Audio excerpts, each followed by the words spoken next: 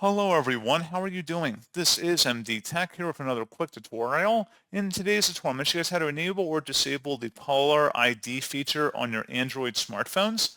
So this should hopefully be a pretty straightforward process here, guys. And without further ado, let's go ahead and jump right into it. So all you have to do is swipe up on your home screen and you want to select the phone app on this page. And now select the three-dotted icon in the top right corner. Just select that and then go down and select the settings button. And then at the top underneath Assistive, select Caller ID and Spam.